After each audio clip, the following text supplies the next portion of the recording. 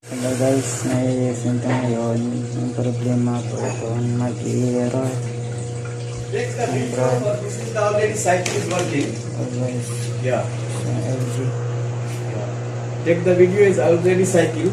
So if this one is error coming, a spin time, so also send it message the phone last time. Okay. Then after that we go break. Huh?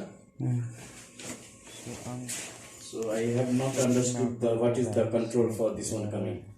So maybe this one is cycle complete, after then remove the power supply and the all control one by one remove, then again start, then check. Ilaw. Just spin. So sometime is Ang problema po ito guys is something loose, that's why no concern. so after wash, automatic to. So kailangan po pag automatic machine, nakadry na yung cloth natin, diba? So This is the power supply, so no touching. This is the control, but I don't know what is the control for. Maybe a spin.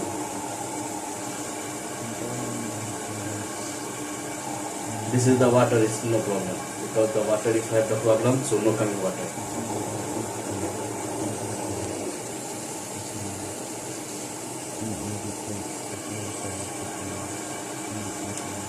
And also now only one light.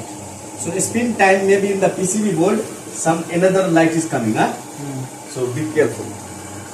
I come back after maybe 5 minutes before. Because 10:55, 9:55 I stop here. So this is screw, don't listen to, huh?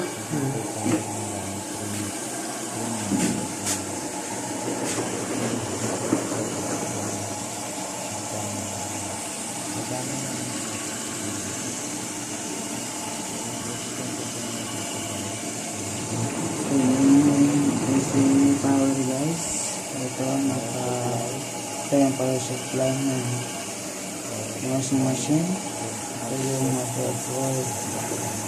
Ito yung inlet ng water, open tap natin.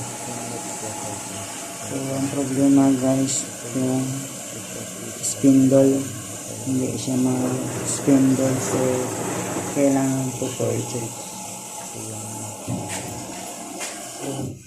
Nag-monitor siya o wala na siyang tubig. Kung wala na siyang tubig, it means may ilaw. So ito spinning. So ngayon guys, to check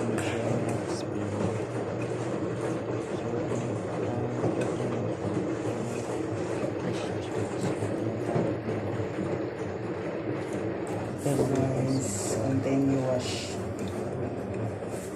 Okay guys, ito na, ipapita ko na sa inyo yung error ng LG machine inverter. Ito guys, nakita nyo po, nagbe-blink yung ilaw. Ito yung problema. Pag nagbe-blink yung ilaw guys, ito yung suspect pressure switch.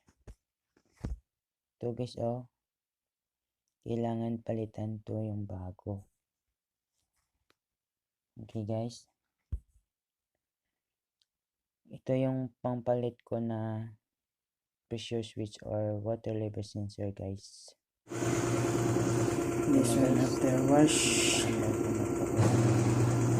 This time go. This one.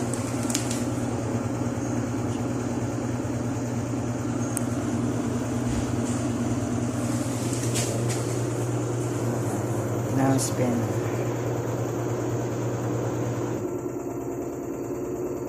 Now is spending. I will do time to finish it.